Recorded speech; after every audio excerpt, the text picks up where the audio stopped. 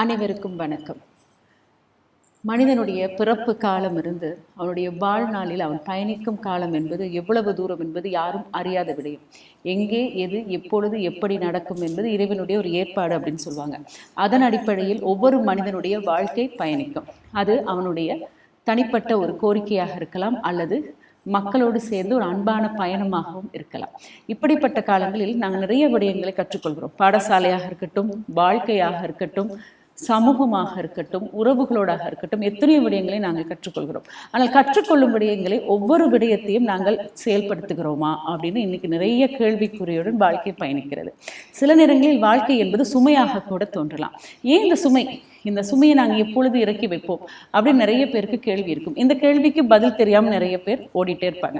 அப்போ உங்களுடைய கேள்விகளுக்கான பதில் கண்டிப்பாக இந்த இடத்துல கிடைக்கும் அப்படின்றத நான் இங்கே பதிவு செய்ய விரும்புகிறேன். அப்போ இன்னைக்கு எங்க கூட யார் இணைஞ்சிருக்காங்க அப்படின்னா, உங்களுக்கு ரொம்ப அருமையாக ஒரு தெரிஞ்சவர். பார்க்கறதுக்கு அவருடைய முகத்தை பார்க்கும்போது எவ்வளோ தேஜஸாக இருக்குது அப்படின்னா, தனக்குள் இருக்கும் அந்த ஒளியையும் தான் அறிந்து கொண்ட விடயத்தையும் உங்ககிட்ட பகிர்ந்துக்கணும் அப்படின்னு நினைக்கிறாங்க. மெய் யோகத்தினுடைய ஸ்தாபகராக இருக்கும் ரகுராம் ஐயா அவர்கள் இன்னைக்கு எங்களுக்கு இணைஞ்சிருக்காங்க. வணக்கம் ஐயா. வணக்கம். எப்படி இருக்கீங்க? ரொம்ப நல்லா இருக்கு. ரொம்ப சந்தோஷம். பொதுவாக எல்லாருமே தன்னுடைய வாழ்க்கையை பார்க்கறதுக்கு முன்னாடி மற்றவர்களோட வாழ்க்கையிலேருந்து கற்றுக்கொள்வாங்க. நீங்கள் எந்த இடத்துல இருந்து உங்களுடைய வாழ்க்கை பயணத்தை ஆரம்பிச்சிங்க?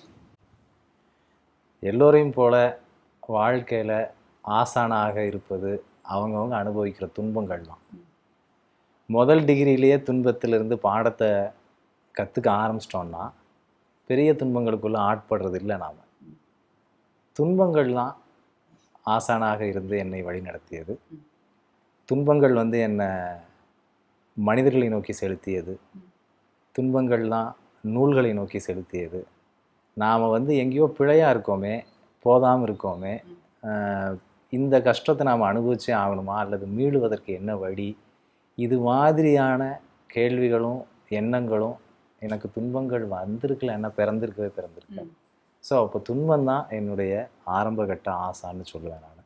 என்ன மாதிரியான துன்பம் அப்படின்னா, ஒரு இளைஞனுக்கு ஒரு 21 வயசு 22 வயசில் வந்திருக்கவே கூடாத, வரவே கூடாதுங்கிற நோய்ங்கிற இடத்துல தான் எனக்கு ஆரம்பிக்குது. ஸோ என்னுடைய நோய்ங்கிறது ரத்தத்தில் சர்க்கரையினுடைய அளவு குறைஞ்சு எங்கே வேணால் மயக்கம் போட்டு விடலாம், எந்த இடத்துல வேணால் டோட்டல் இருட்டு கட்டிடும், பக்கத்தில் யார் இருந்தாலும் அவங்க மேலே சாஞ்சிடுறது, எந்த தெருவோ இல்லை எந்த கோவில் சுவரோ ஏதோ ஒரு பக்கம் சாஞ்சு நான் என்னை சரி செஞ்சுக்கலன்னா நான் தப்பிக்க முடியாதுங்கிற இடம் தான் என்னுடைய நோய்.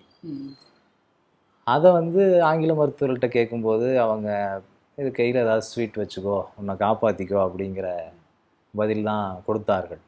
ஆனால் அந்த சமயத்தில் வீட்டில் ஒடுங்கி இருக்கும்போது என் வீட்டுக்கு பக்கத்தில் வீடு கட்டுவதற்காக குடி வந்த என்னுடைய கராத்தே ஆசிரியர் தான் என்னை பார்த்துட்டு, இந்த வயசில் இப்படியாடா இருப்ப, இது எப்படி தீய தொடர வயசு, தாண்டுற வயசு, நீ இப்படி முடங்கி போயிருக்கேன்னு சொல்லி என்ன அவர் கராத்தே பள்ளிக்கு ஈர்த்து வந்தார். ஸோ அந்த வகையில் அதுவும் எனக்கு ஒரு பாடமான இடம் தான். உடற்பயிற்சியின் மூலமாக நோயிலிருந்து தப்பிக்க முடியுமா? எப்படி எனக்கு மயக்கமே வரலையே படிக்கும்போது, அதாவது கராட்டே படிக்கும்போது. நான் மற்ற நேரத்துலலாம் பயந்துட்டு இருந்தேனே, எப்போ வேணால் கண்ணு கட்டுன்ட்டு இருந்தேனே, ஏன் பயிற்சி செய்யும்போது கண்ணை கட்டலை? இது மாதிரியான கேள்விகள்லாம் என்னை அடுத்தடுத்து செலுத்துச்சு. அதற்கடுத்து இதே துன்பத்துக்கு வடிகாலாக ஒரு நூல் கைக்கு சேர்ந்தது. யோகியின் சுயசரிதம்ங்கிற நூல் சொல்லுவேன். இந்த நூலும் இந்த மனிதரும் வாழ்க்கையை புரட்டி போட்டாங்க அந்த காலகட்டத்தில். அதற்கப்புறம் அவருடைய பங்கிலிருந்து விடைபெறுகிறார். நூல்கள் திரும்பி என்னை செலுத்துது. யோகானந்தருக்கு பிறகு ஓஷோ, அதுக்கப்புறம் ராமகிருஷ்ணர், ரமணர்னு பயணம் அப்படியே ஆன்மீக பாதைக்கு திரும்பியது. ஸோ இப்படித்தான் என்னுடைய பயணம் தொடங்கியதுன்னு சொல்கிறேன். கண்டிப்பாக உங்களை அறிந்து கொண்டால், தன்னை எப்பொழுதுமே யாராவது அறிந்து கொண்டால் கண்டிப்பாக வாழ்க்கையில் ஜெயிக்கலாம் அப்படின்றது பெரியவங்க சொன்ன ஒரு விடயமாக நாங்கள் பார்க்குறோம். ஆனால் இன்றைக்கி நீங்கள் உங்களுக்குள்ளே உள்ள அந்த தேடுதல் மூலமாக ஒரு ஞான ஒளியை கண்டுட்டீங்க. இப்போ இந்த ஒளியை மக்கள்கிட்ட கொண்டு போய் சேர்க்கணும், உங்களை அறிஞ்சுக்கிட்டவங்ககிட்ட போய் சேர்க்கணும் அப்படின்னு நினைக்கிறீங்க. ஆனால் இது ஒரு பொதுவான ஒரு கேள்வியாக இருக்குது. என்ன இன்றைக்கி அப்படின்னா, இன்றைக்கி உலக ரீதியாக பார்த்திங்கன்னா நிறைய பேர் நிறைய நல்ல விடயங்களை சொல்கிறோம் அப்படின்னு முன்னுக்கு வராங்க. ஆனால் நிறைய பேர் பயப்படுறாங்க, இவங்களை அறிஞ்சுக்கிட்டு நாங்கள் போக முடியுமா, இவங்களை தெரிஞ்சுக்கிட்டு போக முடியுமா, சரியான பாதையை காட்டுவாங்களா அப்படின்ற கேள்வி எல்லாருடைய மனதிலையும் இருக்குது. ஏன்னா இன்றைக்கி உலகம் அப்படி தான், எல்லாரையுமே பார்க்குது. இதற்கு உங்கள் விளக்கம் என்னவா இருக்கும்? சந்தேகத்தோடு இருங்கன்னு தான் நான் சொல்கிறேன். ஏன்னா நீங்கள் வந்து ஒருத்தரை முழுமையாக சார்ந்துட்டீங்கன்னு வைங்க, அவர் தூய்மையானவராக இருக்கட்டும், ரொம்ப உயர்ந்தவராக இருக்கட்டும், அவரை நீங்கள் முழுமையாக சார்ந்துட்டீங்கன்னா நீங்கள் உங்களுக்குள்ளே மலர்றதுக்கான வாய்ப்பு இல்லாமல் போயிடுது. இது வந்து பாகவதத்தில் ஒரு கதை வருது. சுகபிரம்மத்துக்கிட்ட ஒருத்தர் கேட்குறார், நாரதர் கேட்கிறாருன்னு நினைக்கிறேன். கிருஷ்ணர் மாதிரி ஒரு பெரிய பர்சனாலிட்டி இருக்கும்போது, கூடவே இருக்கும்போது ஏதாச்சும் தப்பாக போகுமா அப்படின்னு கேட்குறாங்க. ஏன்னா கிருஷ்ணருடைய உயரம் இன்னைக்கு பார்த்தாலும் அது பிரம்மாண்டம். அப்படி ஒருத்தர் கூட இருக்கும்போது ஏதாவது தப்பாக போகுமான்னு கேட்டால் ரொம்ப ஆழமான யோசனைக்கு பிறகு அவர் சொல்கிறாரு, தப்பாக போகும்.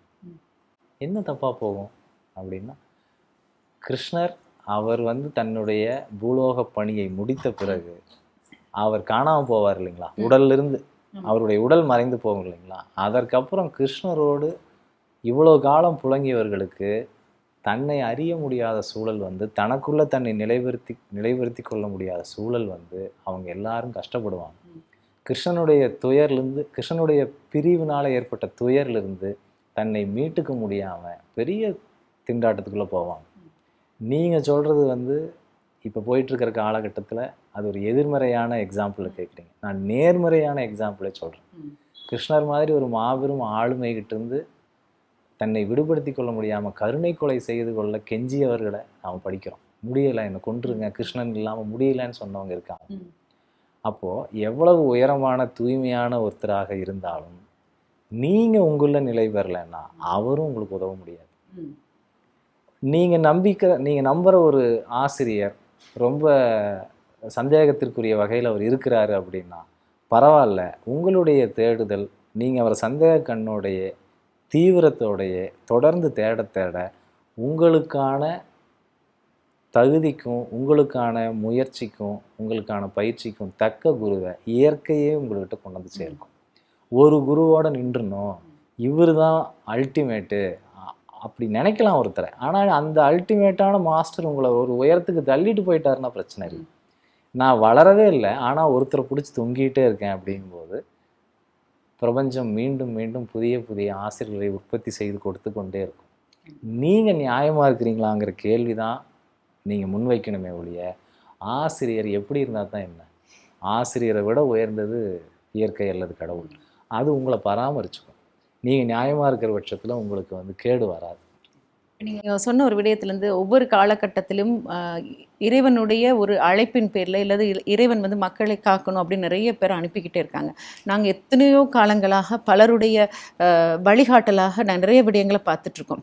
ஆனால் இன்றைக்கு இருக்கும் மனிதனுடைய சூழ்நிலை எத்தனை புத்தகங்களையோ எத்தனை கல்வி விடயங்களையோ பாடத்திட்டங்களை கொடுத்தாலுமே அந்த அறிவு என்பது வெளிவாந்த ரீதியாக அது வெளிப்படுவது கிடையாது, உள்ளாந்த ரீதியாகவும் பார்ப்பது கிடையாது, யாரையும் அன்போடு அரவணைத்து கொண்டு செல்வதும் கிடையாது. கோபப்படக்கூடாது, பொறாமப்படக்கூடாது, ஆசைப்படக்கூடாதுன்னு எல்லாம் நாங்கள் வாய் வார்த்தைகளே விரும்பி நின்று கொண்டிருக்கிறோம். இன்றைக்கி அது எல்லாமே ஒரு பொதுவான விடயமாக தான் இருக்குது. அப்போ இன்னும் எத்தனை பேர் தான் எங்களை வந்து வழி நடத்தணும் அப்படின்னு இன்னும் எத்தனை பேர் தான் வந்துட்டு இருப்பாங்க ஒவ்வொரு காலகட்டமும்? இதுக்கு நிறைவே கிடையாது. அழகிலா விளையாட்டுடையார்னு சொல்கிறாங்க. உலகம் யாவையும் தாமுல வாக்களும் அதை வந்து உருவாக்கி காத்து அழித்து இதையே தான் திருப்பி திருப்பி திருப்பி திருப்பி செய்து கொண்டிருக்கிறார்கள். அப்போ இத்தனை வகையான மனிதர்கள் தோன்றுவதற்கு, இத்தனை வகையான புவனங்களை படைச்சு இத்தனை வகையான அனுபவங்கள் கொடுக்கும் பொழுது இத்தனை வகையான ஆசிரியர்களையும் அது உற்பத்தி செய்து கொடுத்து கொண்டே தான் இருக்கும். இது ஒரு கவுண்ட்லெஸ், இது ஒரு பிளேஃபுல் திங், இது வந்து நிற்காது. அதனால் இட் இஸ் இன்ஃபைனைட்.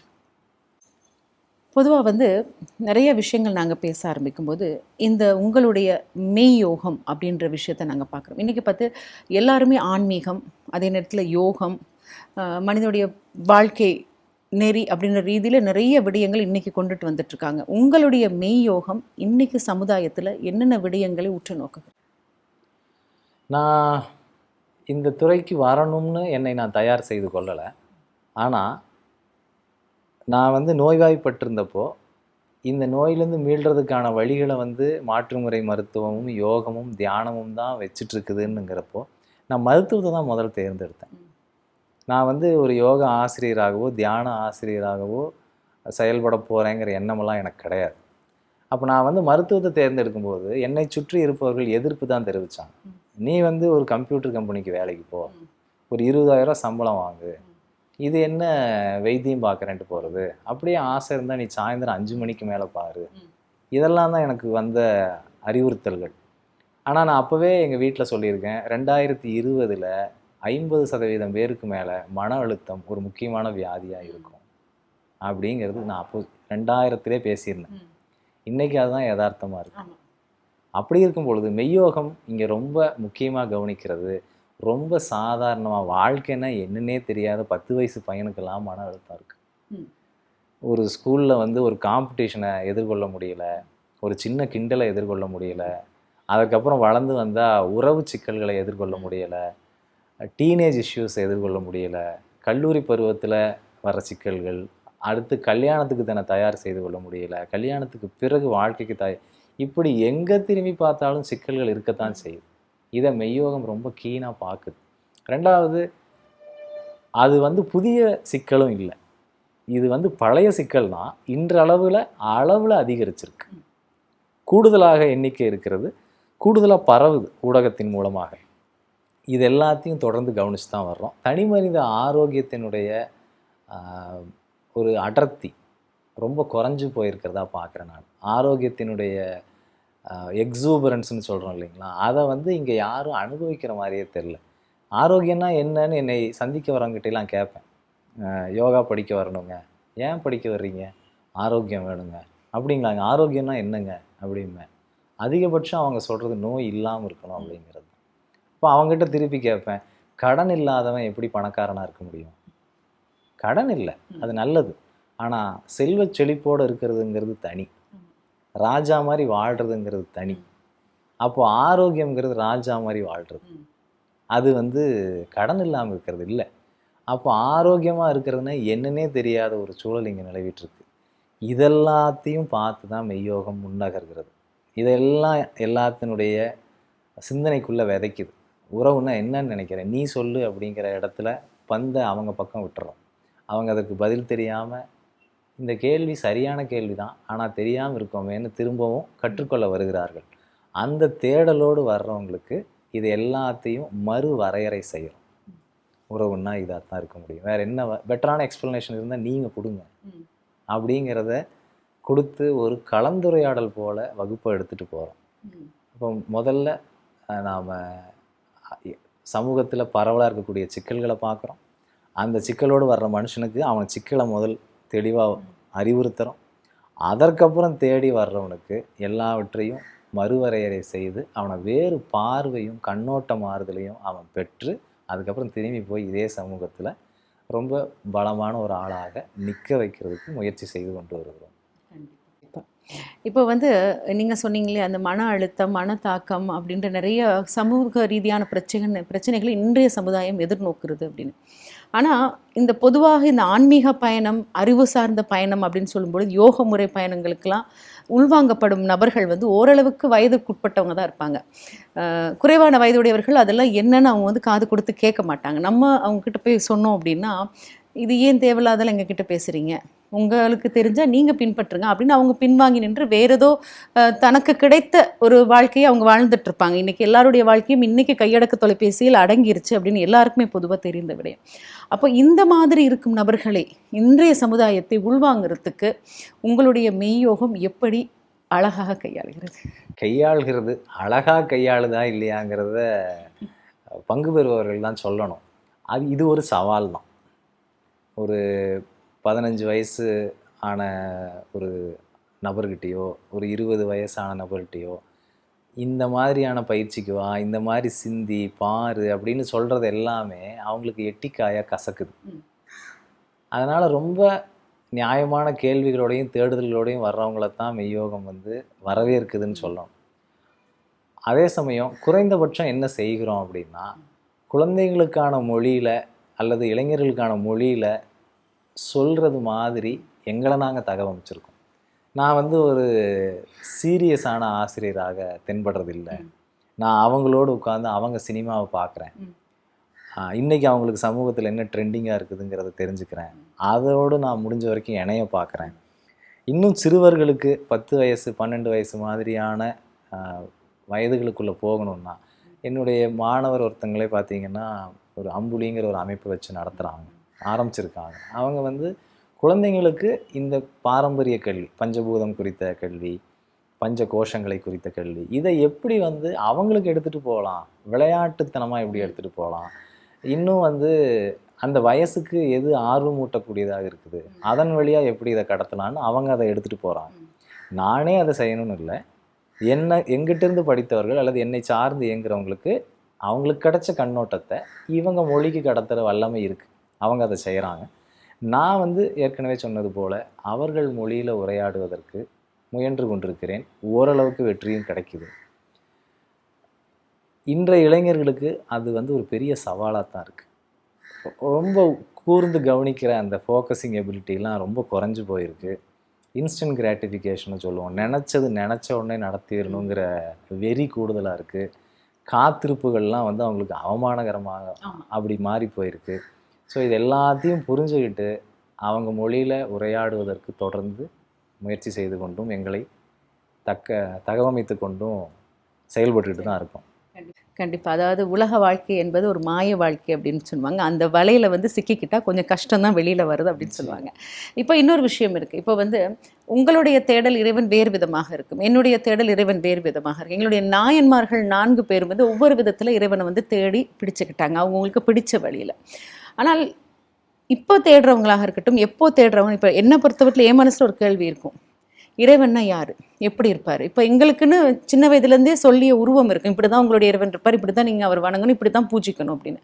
ஆனால் அந்த இறைவன் இப்படி தான் இருப்பாரா அப்படின்ற ஒரு கேள்வி மனசில் இருக்கும். அவர் எந்த வடிவில் இருப்பார், நாங்கள் ஒரு வடிவத்தை நினச்சி வணங்கிட்டு இருப்போம், ஆனால் அவர் அந்த வடிவத்தில் இல்லைன்னா அவர் ரொம்ப கஷ்டப்படுவாரா, கவலைப்படுவாரா அப்படின்லாம் ஒரு கேள்வி எங்கள் மனசுலேயே ஓடிட்டுருக்கோம். இறைவன் என்றால் யார்?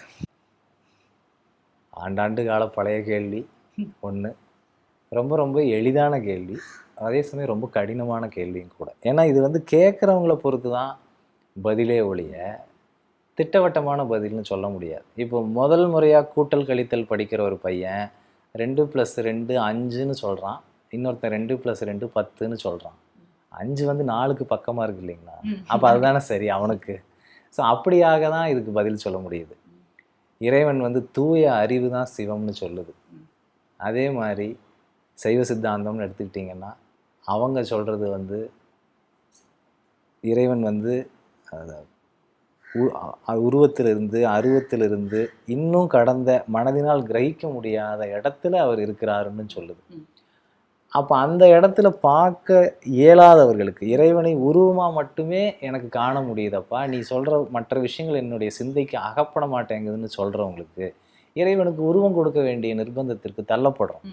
அப்போ வந்து தத்துவத்திற்கு பாதகம் இல்லாத வகையில் இறைவனுடைய உருவமும் சின்னமும் வரையறுக்கப்படுகிறது. அவங்களுக்கு அதுதான் இறைவன்.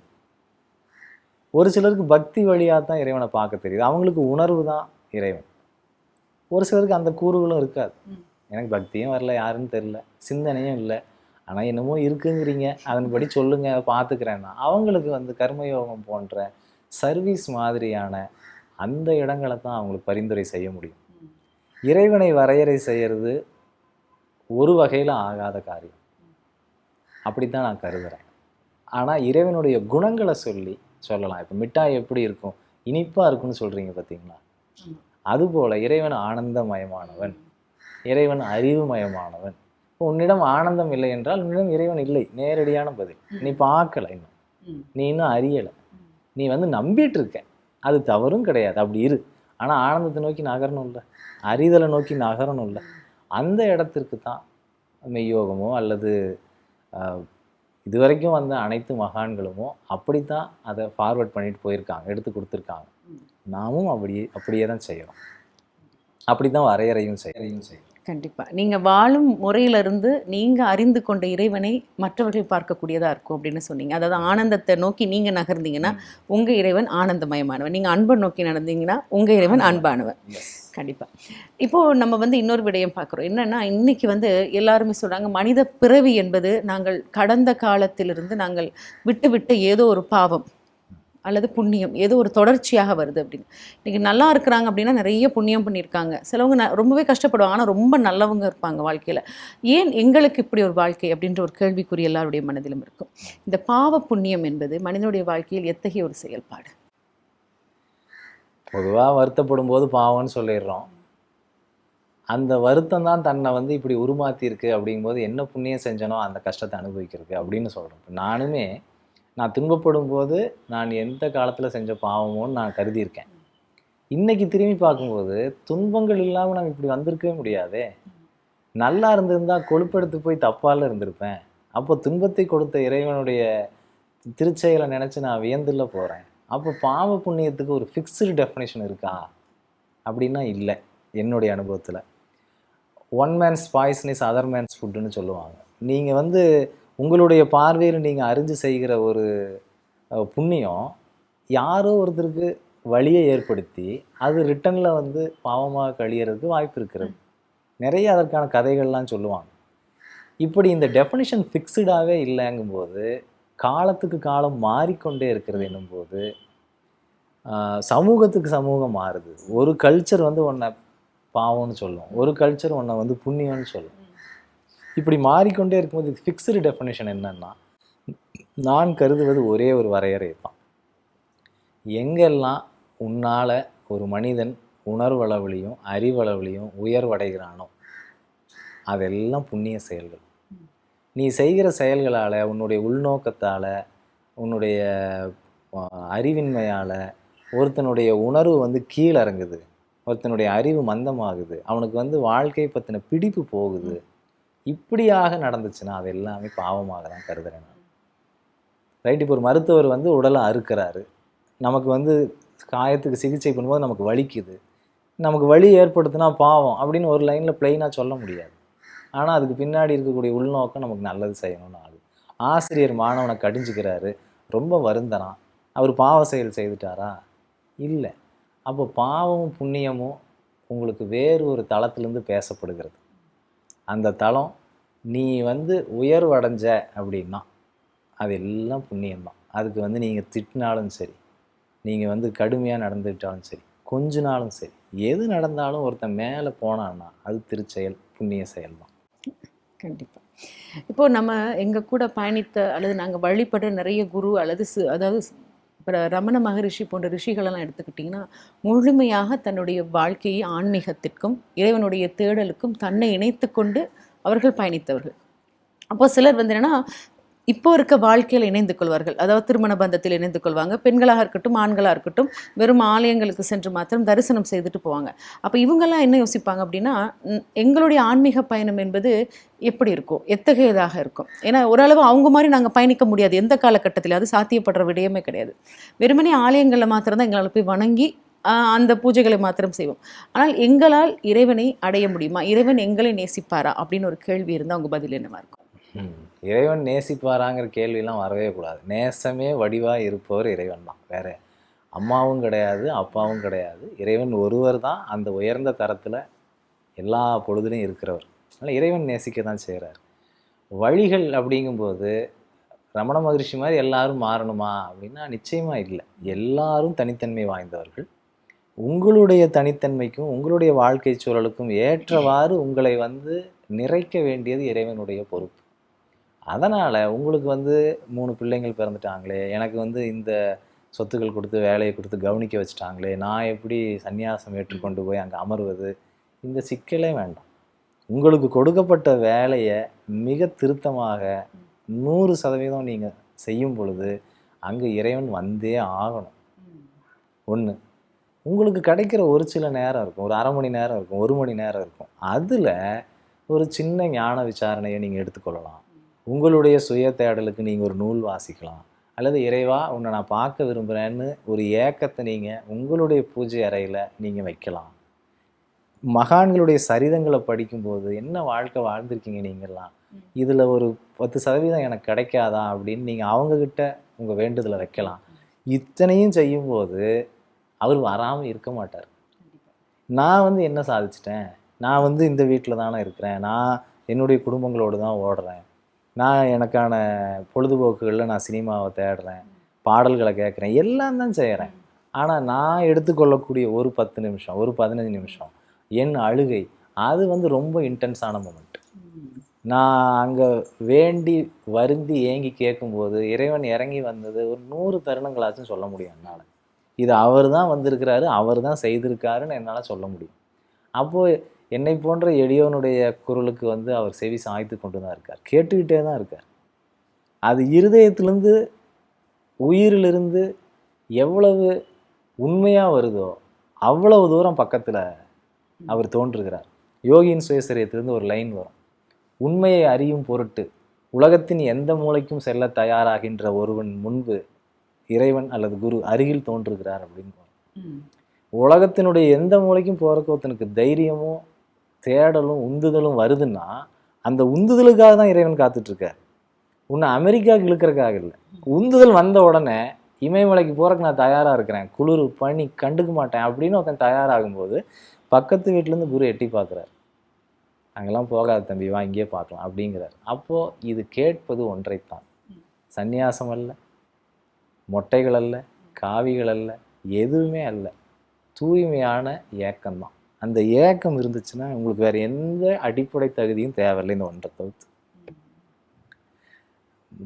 இளையராஜா அவர்களிடம் பேசும்போது அவர் சொன்னார், அவர் வந்து அவருக்கு ஞான குரு வேணும்னு கேட்கும்போது அவர் கையில் ஒரு நூல் கிடச்சிது.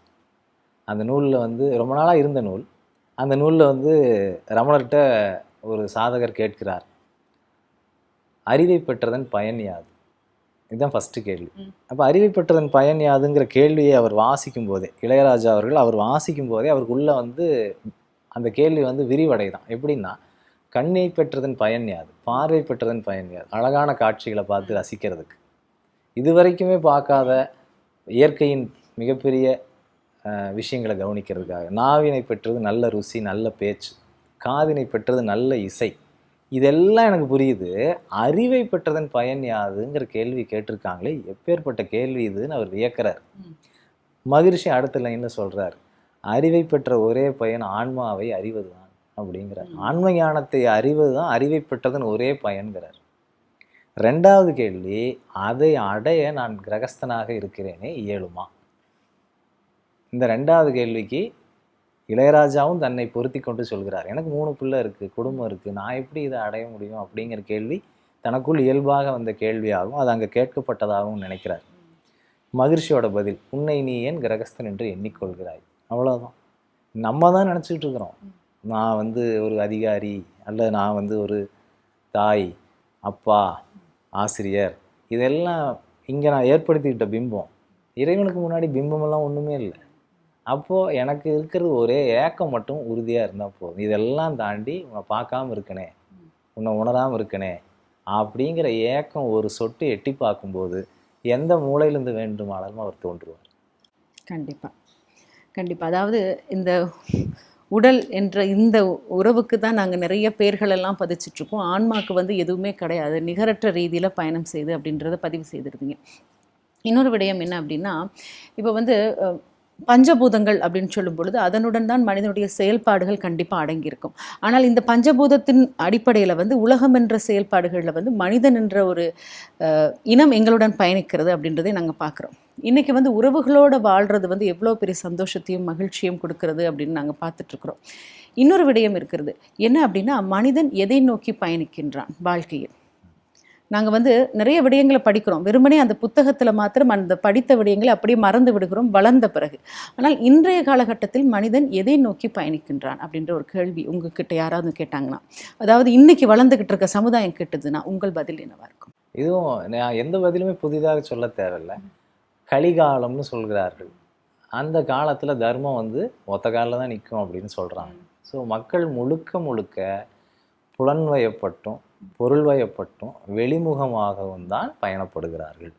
அந்த சமயம் தனக்குண்டான அறம், தன்னை அறிதல் அப்படிங்கிற மாதிரியான செயல்களை நோக்கி மனிதன் செல்வது ஒற்றைக்கால் பயணமாகத்தான் இருக்கிறது. Very rare. மனிதர்கள் பெரும்பாலும் வெளிமுகமாக பொழுதுபோக்கு தேவைப்படுகிறது. முதல்லலாம் பாருங்கள், ஒரு சினிமானா 2.5 மணி நேரம், ஒரு நாடகம்னா 1/2 மணி நேரம். இன்றைக்கி வந்து யூடியூப்லேயும் இன்ஸ்டாகிராம்லையும் ரீல் வந்து 1 நிமிஷத்துக்குள்ளே நீங்கள் பார்த்தாலும், ஏன்னா அவனுடைய கவனத்தின் தன்மை மாறி போச்சு. நிதானமாக உன்னை பார்க்கலாங்கிற அந்த குணம் மாறிப்போச்சு. ஒரு நிமிஷத்துக்குள்ள அப்பீலிங்காக இருக்கக்கூடிய ஒன்றைத்தான் அவன் ரசிக்கிறான்னு ஆகிப்போச்சு. இது வந்து வளர்ச்சி அல்ல, இது வந்து அவனுடைய கவனிப்பு திறனுடைய வீழ்ச்சி. அவனுடைய ஸ்பேன் வந்து ரொம்ப குறைஞ்சி போச்சு. கான்சன்ட்ரேஷன் ஸ்பேன்னு சொல்கிறாங்க. அது வந்து நல்ல பெரிய ஸ்கேப்பில் இருக்கணும், அது குறைஞ்சி இப்போ சுருங்கி போச்சு. எல்லா மனிதர்களும் பரபரப்பிலும் பொருள் மயக்கத்திலும் அல்லது புலன் மயக்கத்திலும் அல்லது வெளிமுகமாகவும் ஓடிக்கொண்டிருக்கிறார்கள். அதற்குண்டான வரியை அவங்க கட்டிகிட்டு இருக்காங்க, உள்ளேயும் சரி வெளியும் சரி கட்டிகிட்டு இருக்காங்க. அதில் வந்து அவங்க இன்னும் சிக்கலுக்குள்ளே போகும்போது, வழிகளுக்குள்ளே போகும்போது என்னை போன்ற ஆட்களை நாடுறாங்க. என்னங்க இது கஷ்டமாக இருக்கேங்க அப்படிங்கிறாங்க. அதை தான் ஆரம்பத்துலேருந்து சொல்லிட்டு இருக்கோம். அப்படிங்கிறாங்க. அப்போ கொஞ்ச நேரம் சும்மா இருன்னு சொல்கிறோம், முடிய மாட்டேங்குது. ஒரு நிமிஷம் சும்மா இருந்தால் போதுமா ரீல் மாதிரியே அப்படின்னு கேட்குறாங்க. இதுதான் நான் பரவலாக பார்க்குறது. கண்டிப்பாக நிதானமாகவும் சிந்தித்து செயல்படணும் அப்படின்ற ஒரு விடயத்தை நீங்கள் கண்டிப்பாக சொல்லியிருக்கீங்க. கவனம் சிதையாமல் வாழ்க்கையை அழகாக வாழணும் அப்படின்றத சொல்லியிருக்கீங்க. உங்களுடைய இந்த மெய் யோகத்தினுடைய இந்த பயணம் அப்படின்னு சொல்லும் பொழுது கண்டிப்பாக வந்து இன்னைக்கு வந்து உங்களுக்குள் உள்வாங்குபவர்கள், பெரியவர்களாக இருக்கட்டும் சிறுவர்களாக இருக்கட்டும், உள்வாங்குபவர்களை இன்னும் நீங்கள் பல காலமாக உங்கள் வழிநடத்தலின் கீழ் நீங்கள் கண்டிப்பாக கொண்டு போய் தான் ஆகணும். ஏன்னா அவங்க எதிர்காலம் என்பது இன்னும் போக போக எவ்வளோ கடினமாக இருக்கும்னு தெரியாது. ஏன்னா இன்றைய காலகட்டம் அப்படி தான் இருக்குது, கல்லும் முள்ளும் நிறைந்த ஒரு காலகட்டத்தில் நாங்கள் பயணிச்சிட்ருக்குறோம். அப்போ அவங்கள நீங்கள் எடுத்துக்கிட்டு போகும் பொழுது எத்தனை சவால்கள் இன்னும் நீங்கள் எதிர்நோக்க போகிறீங்க கண்டிப்பாக. ஏன்னா உங்களை மாதிரி வந்து உள்ளே இருக்கும் பல உணர்வுகளை அறிந்த உங்களால் தெரியும் வரப்போகும் எதிர்காலம் எப்படி இருக்கும், அது எப்படி கையாளணும் அப்படின்றதும் கண்டிப்பாக பக்குவமாக நீங்கள் கற்றுக்கொள்வீங்க. உங்களுக்கு எதிரே இருக்கும் மனிதர்களுடைய எண்ணோட்டத்தையும் உங்களால் கண்டிப்பாக உணர முடியும். அப்போது இனி வரும் எதிர்காலம் எப்படி இருக்கும்? எல்லா காலகட்டத்திலையும் எப்படியான சவால்கள் இருந்தாலும் இயற்கை ஒரு பெரிய விதியை பின்பற்றுதுன்னு பார்க்குறேன் நான். அந்த விதி வந்து சமநிலைங்கிற விதி. எவ்வளவு எக்ஸ்ட்ரீமுக்கு போனாலும் அந்த எக்ஸ்ட்ரீம்லேருந்து இன்னொரு பக்கம் இழுத்து போட்டு சீராக்கிட்டு போகிற அந்த சமநிலைங்கிறத இயற்கை பேணுங்கிறது. நான் அதைத்தான் நம்புகிறேன். எந்த எக்ஸ்ட்ரீமுக்கு போனாலும் உங்களை வளைச்சு கொண்டு இந்த சைடு போடுற ஒரு மிகப்பெரிய மெக்கானிசம், ஒரு மிகப்பெரிய இன்டலெக்சுவல் பிளாட் இந்த படைப்பில் பொருத்தப்பட்டிருக்கிறது. அம்மாவுக்கு தெரியும் அவன் அவ்வளோ தூரம் போவான், அதுக்கு அங்கே வந்து கதவு சாத்தி வச்சுருக்கோம், அவன் விழுந்துட மாட்டான் அப்படின்னு குழந்தை மேலே ஒரு கண்ணை வச்சுக்கிட்டு அது வேலையை செஞ்சிட்ருக்கிற மாதிரி இயற்கை ஒரு மிகப்பெரிய திட்டத்தை இங்கே வச்சுருக்கு. அதுக்கு பேரறிவுன்னு சொல்கிறோம். அந்த பேரறிவுக்கு இது எங்கே போகும், எங்கே விழும், எங்கே எந்திரிக்குங்கெல்லாம் தெரியாமல் இருக்காது. ஸோ அப்போ என்னுடைய அறிவை வச்சு நான் அதை பார்க்குறது இல்லை. இவங்க என்ன ஆவாங்க 10 வருஷம் கழிச்சு, அதெல்லாம் என்னுடைய சிந்தனை இல்லை. மாறாக நான் இயற்கையை சார்ந்து நிற்கிறேன். அதனுடைய அறிவை என்னுடைய சார்பாக நான் வச்சுக்கிறேன். நான் என்ன அப்படின்னா, என்ன எக்ஸ்ட்ரீமுக்கு போனாலும் கடைசியில் இதுதான் ஆக போகுது, நீ போகட்டும் அப்படின்னு தான் விடுறேன் நான். அதுக்கு மேலே என்ன செய்ய முடியும்? வந்து கேட்குறவங்களுக்கு எஸ் வி கேன், பட் வராதவர்களுக்கு எனக்கு அந்த கவலையெல்லாம் எனக்கு எதுவும் இல்லை. எல்லாம் சரியாக தான் போயிட்டுருக்கு. யோகர் சுவாமிகள் சொன்னது தான், எப்போதும் முடிந்த காரியம் ஒரு பொல்லாப்பும் இல்லை அப்படின்னு அவர் சொல்கிறார். இதெல்லாம் என்றைக்கோ முடிவு பண்ணது தான். இப்படி தான் போவாங்க, இங்கே விழுவாங்க, இத்தனை பேர் விழுவாங்க, அத்தனை பேர் எந்திரிப்பாங்கங்கிறது எல்லாமே very well planned and very well played. வேடிக்கை பார்க்குற எனக்கு என்ன கஷ்டம்? நான் எந்த நாட்டு சார்பாகவும் இல்லை. அதனால் ரெண்டு பேரும் விளையாடுறத நான் என்ஜாய் பண்ணிட்டுருக்கேன். அவ்வளோதான். கதை எழுதப்பட்டிருக்கிறது, கதாசிரியராக இறைவன் இருக்கிறார், நாங்கள் வெறுமனே நாடக நடிகர்கள், அவ்வளோதான். கண்டிப்பாக. இப்போ இந்த பயணத்தில் வந்து இன்னொரு நாங்கள் விடயத்தை பார்க்குறோமே, அதாவது பூஜை, அலங்காரங்கள், ஆலய தரிசனங்கள், விரதங்கள், அனுஷ்டானங்கள் அப்படின்னு நிறைய பிரிவுகள் எங்களுக்குள்ளே இருக்குது. இதெல்லாம் நாங்கள் பின்பற்றினாதான் முழுமையாக ஆன்மீகத்தை அடைய முடியுமா? இதுவும் எந்த நபருக்குங்கிறத சார்ந்தது. இப்போ உதாரணத்துக்கு நீங்கள் மிதிவண்டி ஓட்ட பழகுறீங்க. முதல் நாள் என்ன சொல்லுவாங்க? 2 கை இருக்குமா, அப்படி நேராக பாரு, இப்படி பார்க்காத, ஒரு கை பிரேக்கில் வச்சுக்க, எல்லாம் உங்களுக்கு சொல்லுவாங்க. 10 நாள் பழகிட்டீங்கன்னா நீங்கள் கையை விட்டு ஓட்டினாலும் ஒன்று மட்டும் செஞ்சால் கீழே விழாமல் அவ்வளோதான். யாரையும் இடிக்காத, கீழே விழாத. நீங்கள் தலைகீழாக ஓட்டுங்க, இல்லை சீட்டு மேலே நின்று ஓட்டுங்க, எந்த கவலையும் இல்லை. அது மாதிரி துவக்க காலகட்டத்தில் இறைவனை பற்றின ஒரு பற்றுதல் வரணும். இறைவன் இன்னாருன்னு உனக்கு வந்து ஒரு அறிமுகம் கொடுக்கணுங்கிறதுக்காக சடங்குகள் வகுக்கப்பட்டன. இப்படி இருப்பாருப்பா, அவர் 3 கண் இருக்க சிவபெருமானுக்கு அப்படின்னு நீங்கள் கேள்வி கேட்கணுங்கிறதுக்காக உங்களுக்கு அதையெல்லாம் சொல்கிறாங்க. நாம் அதை தாண்டி வளராமையே போயிடுறோம். நீங்கள் வந்து ஒரு கூட்டல் வாய்ப்பாடு சொல்லி கொடுத்தோன்னே 15-20 கணக்குகள், கடினமான கணக்குகள் கேட்குறீங்க இல்லைங்களா? அப்படி கேட்கறதுனால அந்த குழந்தையினுடைய அறிவு மேம்படுது இல்லைங்களா? அதுபோல் இங்கே யாரும் கேட்கறது இல்லை. சடங்குகள் சொல்லி தந்துட்டு போயிடுறாங்க, இப்படியே செஞ்சுக்கிட்டு இருப்போம் அப்படின்றாங்க. கேள்விகள் கேட்க போகும்போது தான் அப்போது இந்த சடங்குகளுக்கு பின்னாடி இருக்கக்கூடிய தத்துவம் என்ன, இந்த தத்துவங்கள் எங்கே கொண்டு போய் சேர்க்குது அப்படின்னா, உலகத்தின் அனைத்து சடங்குகளும், அனைத்து வழிபாடுகளும், அனைத்து பூஜைகளும் கொண்டு போய் சேர்க்கிறது தன்னை அறிதலுக்கு தான்.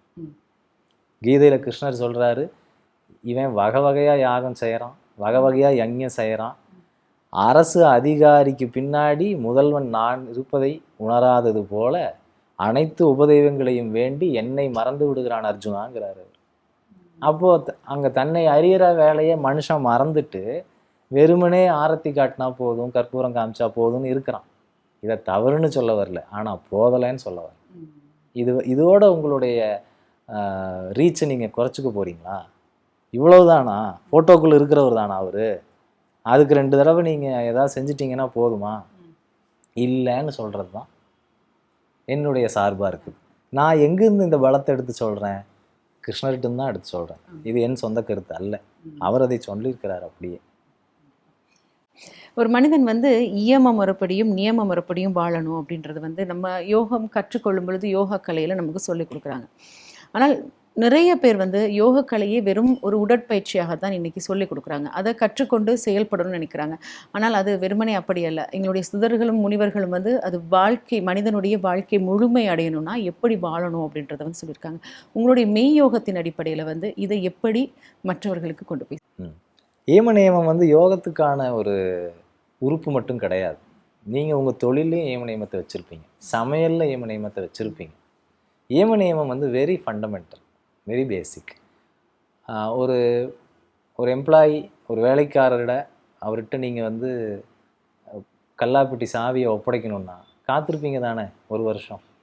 அவர் வந்து சரியான பொழுதுக்கு வந்துடுறாரா, கஸ்டமர்கிட்ட எப்படி பேசுகிறார், காசு விஷயத்தில் எப்படி இருக்கிறார் அப்படின்னுலாம் எதிர்பார்க்குறீங்களா? அதெல்லாம் ஏம நியமம் தான். அவர் அதெல்லாம் செஞ்சு உங்கள் நம்பிக்கையை பெற்ற பிறகு உங்கள் ரகசியங்களெல்லாம் நீங்கள் சொல்லிக் கொடுப்பீங்க. இப்படி தான் செய்யணும் கண்ணா, இது இந்த விஷயம் இப்படி இருக்குது அப்படின்னு நீங்கள் சொல்லிக் கொடுப்பீங்க.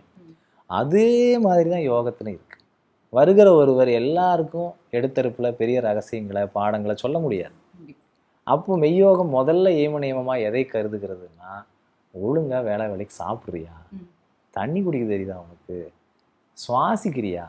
ஏன்னா இதெல்லாம் ரொம்ப அடிப்படை. இது இல்லாமல் யோகம் நிற்காது.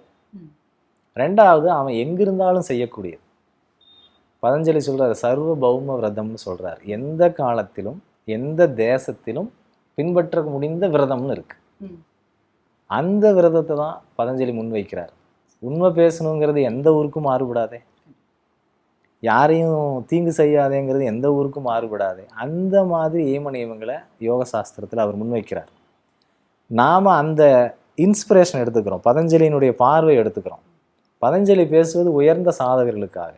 ஆனால் யோகன்னா என்னன்னே தெரியாமல் வர்றவர்கிட்ட உயர்ந்த சாதகருக்குரிய ஏம நியமங்களை என்னால் செலுத்த முடியாது. அப்போ நான் என்ன பண்ண முடியும்? உன்னை நீ பராமரிக்கணுங்கிறக்காக தானே வந்திருக்க. சாப்பாடு ஒழுங்காக சாப்பிட்றியா, தூக்கம் ஒழுங்காக வருதா உனக்கு, இல்லை நீ வந்து உன்னை பொழுதுபோக்கிலே செலுத்திட்டு தூங்காமல் இருந்துடுறியா? இந்த கேள்விகளை தான் ஏம நியமமாக வைக்கிறோம். அடுத்து அவர் அதில் தேறி அடுத்த கட்டத்துக்கு பாடத்திற்கு வரும்போது அந்த ஏம நியமத்தை இன்னும் டியூன் பண்ணுறோம். நீ சொன்னதெல்லாம் செய்கிறியா, உன்னுடைய மனம் வாக்கு காயமெல்லாம் பொருந்தி நிற்குதா அப்படிங்கிறத ஏம நியமமாக சொல்லும். இப்படி ஒவ்வொரு படியிலையும் அவங்கள வந்து பதஞ்சலி சொன்ன அந்த உயர் ஏம நியமத்தை நோக்கி அழைச்சிட்டு போகிற வேலையை ஒரு பிளாட்டாக லே பண்ணி வச்சுருக்கோம். இந்த வகையில் வந்து உணவே மருந்து ஒன்று அப்படின்னு ஒரு அந்த காலத்திலேருந்து வழிவகுத்துட்டு வராங்க. இதில் யோக முறையாக இருக்கட்டும் அல்லது எங்களுடைய சமய சம்பந்தமான எந்த ஒரு அனுஷ்டானங்கள் இருந்தாலுமே இன்றைக்கி வந்து நிறைய பேரோட உணவு பழக்க வழக்கம் வந்து மாமிச உணவாகவும் இருக்கிறது, சைவ உணவாகவும் இருக்கிறது. அது வந்து அவர்களுடைய பழக்க வழக்கங்கள், தவறு சொல்கிறதுக்கு கிடையாது.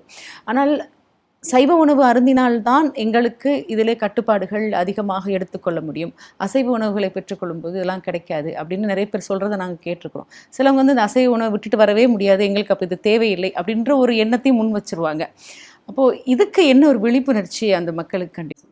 உணவு வந்து ஒரு சர்ச்சைக்குரிய டாபிக் தான். இப்போ நான் வந்து இதை செய்யுங்க அல்லது இதை செய்யாதீங்கன்னு சொல்லும்போது அதை தவறாக புரிந்து கொள்வதற்கு நிறைய வாய்ப்பு இருக்குது. ஆனால் ஒன்று ரொம்ப முக்கியமாக நான் சொல்ல நினைக்கிறது, உணவு உங்களுடைய மன அமைப்பில் பெரிய மாற்றத்தை, தாக்கத்தை உண்டு செய்யும். உணவை பொறுத்து உங்களுடைய குணாதிசயங்களில் மாறுபாடு ஏற்படும் அப்படிங்கிறது நமக்கு சந்தேகமற தெரிந்திருக்கிறது. ரொம்ப விதிவிலக்காக ஏதாவது ஒரு எடுத்துக்காட்ட ஒருத்தங்க சொல்ல நேரிடும்.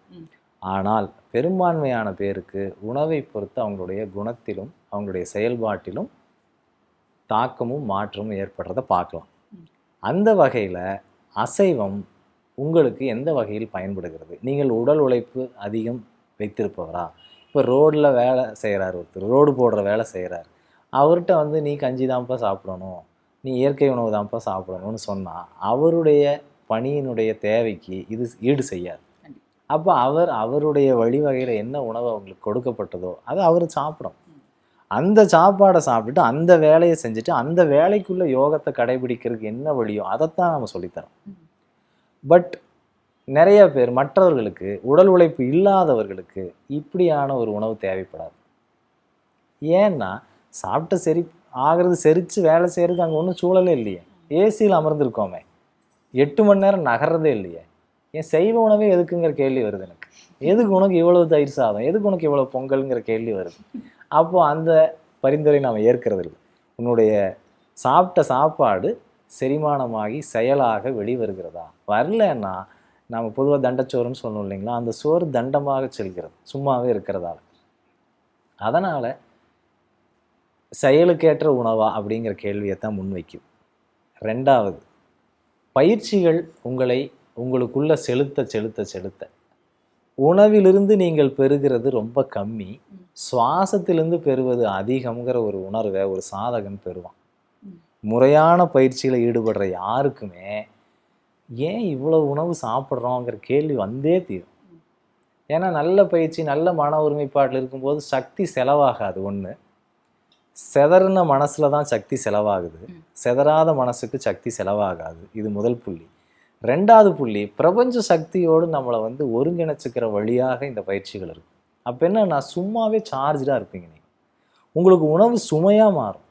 சாப்பிட கொடுத்து என்ன தொந்தரவு பண்ணாதீங்கன்னு நீங்கள் சொல்லுவீங்க. இந்த நிலைக்கு ஒருத்தன் உயர அவன் சைவ சாப்பாட்டிலேயே குறைச்சிருவான். அவன் எப்படி அசைவ சாப்பாட்டை நோக்கி போக முடியும்? போக மாட்டான். அப்போ பயிற்சிகள் தன்னை போலவே தன் அளவிலேயே அது வந்து ஒரு மனிதனை வந்து மெல்ல மெல்லமாக சாப்பாடை சீர்திருத்துகிற இடத்துக்கு தள்ளிட்டு போகும். அந்த வகையில் அவனே மனம் திருந்தி அசைவம் வேண்டான்னு சொல்லுவான். அது பாவ புண்ணிய கணக்குனால இல்லை, எனக்கு இது பொருந்தலை அப்படிங்கிற தெளிவுனால் அதை நோக்கி செய்கிறோம். பட் சில மனிதர்கள் அசைவம் இல்லாமல் இருக்க முடியாதுன்னு சொல்கிறவங்களும் உண்டு. அதுக்கு என்ன செய்யறது? அவர்களுப்படி அப்படின்ற ஒரு கோரிக்கை கண்டிப்பாக. இன்னொரு விடயத்தை நாங்கள் பார்க்குறோம், இன்றைக்கி உலகளாவிய ரீதியில் வந்து நிலமோ நீரோ வந்து தன்னை பிரித்து கொள்ளவில்லை. மனிதர்களால் பிரிக்கப்பட்டு எல்லை விதிக்கப்பட்டு அதனுடைய செயல்பாடுகள் அவர்கள் நாடுகள் பிரிக்கப்பட்டிருக்கு. ஆனால் இன்றைக்கி வந்து மனிதனுடைய தேவை என்பது வித்தியாசமான ஒரு பாதையாக இருக்கிறது. ஆரம்ப காலகட்டத்தில் கட்குகையிலேருந்து வெளியே வந்து ஒரு நாகரிக வாழ்க்கை, அதற்கு பிறகு ஒரு பொருளாதார தேவை, அதற்கு பிறகு பண்ட பரிமாற்றம் அப்படின்னு அப்படியே அவங்களுடைய வாழ்க்கை. இன்றைக்கி வந்து மனிதனுக்கு எவ்வளவு தன்னிடம் இருந்தாலும் இன்னும் தேவைகளும் அதிகமாயிட்டே போகுது. இன்றைக்கி அதனால் உலகளாவிய ரீதியில் பல பிரச்சனைகளுக்கு இன்றைக்கி முகம் கொடுக்குறாங்க. இந்த கொரோனா தொற்றுக்கு பிறகு உலகளாவிய ரீதியில் வந்து பொருளாதாரத்தில் வந்து எல்லா நாடுகளுமே விழுந்திருந்தாலுமே சில நாடுகள் தன்னுடைய செயல்பாடுகளில் வந்து அமைதியாக போயிட்டுருக்கு. ஆனால் இந்த உணவு பழக்க வழக்கம் மூலமாக இந்த தொற்றுக்கள்லேருந்து நிறைய நாடுகள் விடுபட்டும் வந்திருக்கிறது. அது வந்து சிலர் வந்து என்ன சொல்கிறாங்கன்னா, எங்களுடைய ஆதி காலத்துலேருந்து மூதாதையர்கள் சொல்லிய பழக்க வழக்கங்கள் உணவை நாங்கள் பயன்படுத்துகிறோம் அப்படின்னு. ஆரோக்கியமான ஒரு வாழ்க்கை வாழ்கிறதுக்கு ஒரு அடிப்படையான உணவு எதுவாக இருக்குமீங்க? ஆரோக்கியமான வாழ்க்கை வாழ்வதற்கு அடிப்படையான உணவு பழக்க வழக்கம் திரும்பவும் அது பொருள் வயமாக போயிடும். இப்போ உதாரணத்துக்கு மஞ்சத்தூள் நீங்கள் சேர்த்துங்க, இது வந்து ஆரோக்கியமான உணவு அப்படின்னு சொல்லும்போது மஞ்சள் வாங்கணுமா, சீரகம் வாங்கணுமா அப்படின்னு மீண்டும் பொருள் சார்ந்த பார்வையே போயிடும். அதனால் நான் அந்த மாதிரி ஒரு டயட்டீஷியன் சொல்வது போல அல்லது ஒரு மருத்துவர் சொல்வது போல குறிப்புகளை சொல்கிறத காட்டிலும் ஒரு யோகா ஆசிரியராக குறிப்புகளை சொல்ல தான் நான் விரும்புகிறேன். அதுக்கப்புறம் நான் சாப்பாட்டுக்கு வரேன். நீங்கள் என்ன உணவை உட்கொண்டீங்கன்னாலும் கவனம் இல்லாமல் உட்கொண்டீர்கள் என்றால் அது உங்களுக்கு உதவாது. மருந்தே ஆயினும் அல்லது ரொம்ப எளிமையான ஒரு மூலிகையோ இல்லை உணவுப் பொருளே ஆயினும் நீங்கள் ரொம்ப மனமுவந்து அதை நல்லா கடித்து அதை ருசித்து உள்ளே எடுத்துக்கலைன்னா உங்களுடைய உடற்பாகங்கள் அதை தனதாக மாற்றிக்கொள்ளாது. உள்ளே வந்து முறையான செரிமானம் நடக்காது. அமிர்தமே ஆயினும் அது உங்களுக்கு நன்மை செய்யாமல் போகும். அப்போ உணவுப் பொருளை பொறுத்து ஆரோக்கியமா, உண்ணும் மனிதனை பொறுத்து ஆரோக்கியமா, ஆரோக்கியமான உணவா அப்படின்னு கேட்டால் இன்னும் மனிதனை பொறுத்து தான் இருக்குது. நிறைய பார்த்து சாப்பிட்றேங்க, ட்ரை ஃப்ரூட்ஸ் இவ்வளோ சேர்க்குறேங்க, ஃப்ரூட்ஸ் இவ்வளோ சேர்க்குறேங்கன்னு சொன்னால் எத்தனை பேர் மருத்துவமனையில் இருக்கிறாங்க? இது எதுவுமே இல்லாமல் ரேஷன் கடையில் சாப்பிட்டுட்டு கிடைச்சதை சாப்பிட்டுட்டு பொழுதுகளுக்கு தன்னை கொடுத்துக்காமல் கிடைச்ச நேரம் எதையோ சாப்பிட்டுக்கிட்டு வாழ்ந்த பலர் வந்து நோய்வாய்ப்படாமல் இருந்திருக்காங்க. நோய்வாய்ப்பட்டாலும் மீண்டிருக்காங்க. அப்போ இவங்களுக்குள்ள காமனாக இருக்கக்கூடிய பழக்கங்கள் என்ன, பழக்க மாறுபாடுகள் என்னன்னா கவனம் தான். ஸோ அப்போ யார் வந்து அந்த உணவுக்கு தன்னை அர்ப்பணித்து கொள்கிறார்களோ அந்த உணவு இவனுக்காக தன்னை அர்ப்பணிச்சுக்கும். எல்லா உணவுக்கு பின்னாடியும் மருத்துவ குணங்கள் இருக்க தான் செய்யுது. ஆனால் அது எனதான் மாறுமா? எப்போ மாறும்? அதனுடைய அறிவும் என்னுடைய அறிவும் பொருந்தினாதான் மாறும். அப்போ அதோடு இணைச்சிக்கிறது எப்படி? நீ அறிஞ்சு சாப்பிடு. நீ சினிமா பார்த்துட்டு சாப்பிடாத, புலம்பிட்டு சாப்பிடாத, செல்ஃபோன் பார்த்துட்டு சாப்பிடாத, கவலையோடு சாப்பிடாத, அந்த உணவை குறித்த கம்ப்ளைண்ட்டோட சாப்பிடாத, சமைக்கிறவங்களை குறித்த கம்ப்ளைண்ட்டோட சாப்பிடாத. இப்படி பல வேல்யூ சிஸ்டம் உள்ளுக்குள்ளே வர வர எல்லா உணவும் உங்களுக்கு நோய் எதிர்ப்பு சக்தியை கொடுக்கும்.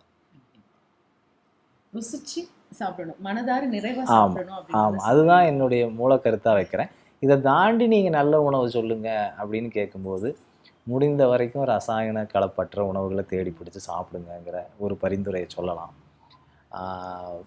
ரொம்ப அதிகமாக உஷ்ணமேற்றப்பட்டு சமைக்கப்பட்ட உணவுகள், ரொம்ப ஆயிலில் ஃப்ரை பண்ணப்பட்ட உணவுகள், அல்லது நெடுநாள் கெடக்கூடாதுங்கிறதுக்காக ஏகப்பட்ட சிரமங்களை சந்தித்த உணவுகள், இதெல்லாம் தவிர்த்துருங்கிறத சொல்கிறேன். மற்றது எல்லாம் நல்ல உணவுகள் தான். இப்போ வந்து உணவுங்கிற அளவில் நாம் ரொம்ப நல்லா தான் இருக்கோம், ஆரோக்கியமாக இருக்கும். இந்த கவன சிதறல் அப்படின்ற ஒரு விஷயம் இருக்கு இல்லையா? இப்போ நாங்கள் வந்து மனதை ஒருநிலைப்படுத்தி ஒரு தியானத்தில் நாங்கள் ஈடுபடும் பொழுது நாங்கள் வகுப்புக்கு போய் தியானம் படிச்சிருப்போம். இப்படி தான் கண்ணை மூடிட்டு உட்காந்து அமைதியாக இருக்கும்னு சொல்லுவாங்க. ஆனால் எங்களை சுற்றி இருக்கும் சூழலில் இருக்கும் நிறைய சத்தங்கள் அல்லது எங்கள் வீட்டில் இருக்கிற வேலைகளே மனசில் ஓடும் பொழுது அந்த மனக்கட்டுப்பாடு அப்படி கொஞ்சம் கொஞ்சமாக சிதைஞ்சிரும்.